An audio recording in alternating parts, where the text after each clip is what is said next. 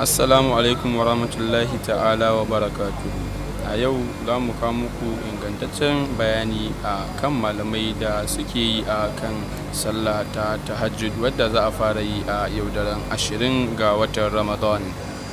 AD Multimedia, ku yi subscribe, kana fada da alamar ƙararrawar sanarwa domin samun ingantaccen shirye-shiryen da zarar mun dora. AD Multimedia Nigeria Limited. To a daidai wannan lokaci muke so mu ƙara tunasatar da ku akan abin da malamanmu suke faɗa mana akan muhimmancin sallah ta tahajjud.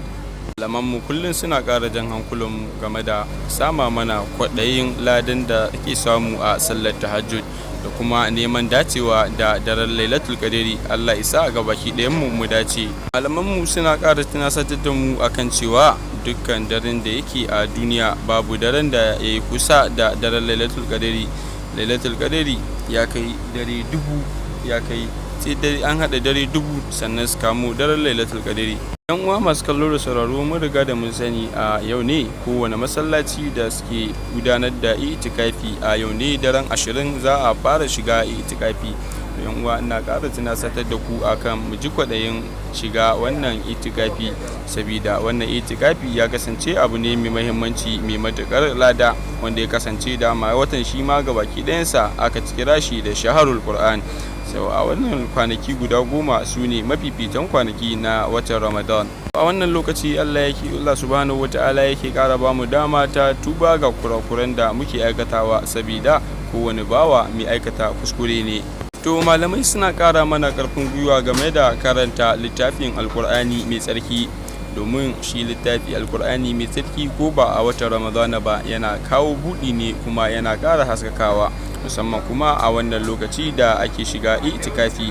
Lokacin samari har da 'yan mata ma kowa yana shiga itikafi. To a daidai wannan lokaci muke so mu ƙara kwadaita muku al'umma ga wannan itikafi, saboda itikafi abu ne mai matukar muhimmanci wanda yake idan har ka yi shi to insha Allahu zaka dace da lailatul qadri.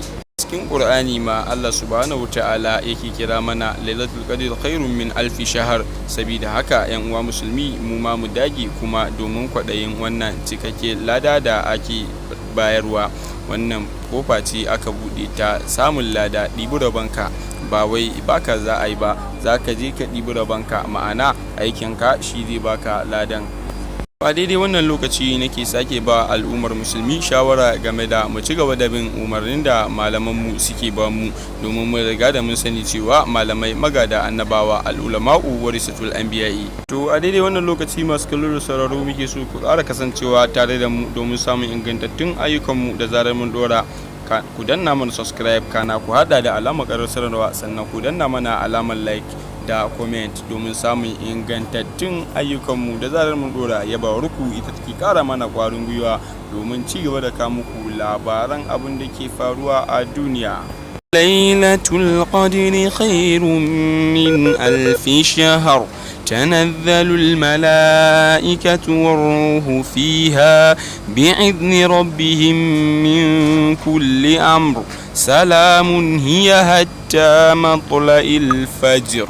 yan uwa, Allah ubangiji gabaki ɗayan mu Allah ya bamu ikon fita sallar tahajjud, kuma Allah ya bamu ikon shiga itikafi domin samun wannan gwaggwaban lada da ake bayarwa. Lokaci ne kalilan mu bawa ubangiji wannan lokacin domin yin bauta ga ubangijinmu subhanahu wata'ala, shi kuma idan mu masa bauta zai biya mu da lada.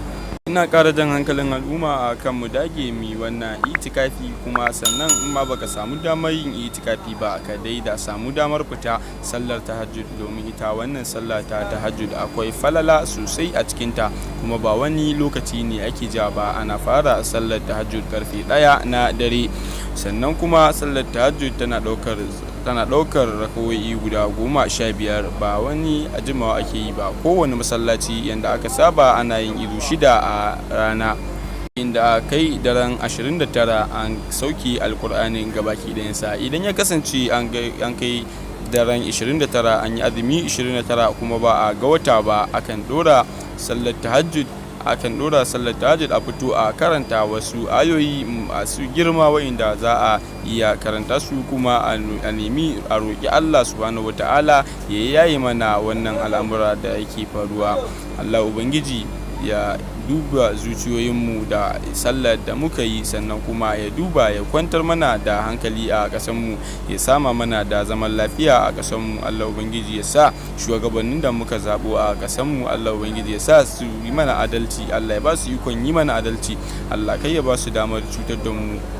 A ƙara jaddada addu'a ta a kan Allah ubangiji subhanahu wata'ala ya sama mana da zaman lafiya a ƙasar mu ta Najeriya. Allah ubangiji ya ba mu shugabanni na gari, Allah ya gyara mana zuciyoyin mu, Allah ubangiji ya sa mu dina saban Allah subhanahu wata'ala. A daidai wannan lokaci muka kawo muku ƙarshen wannan faɗakarwa. Wassalamu alaikum.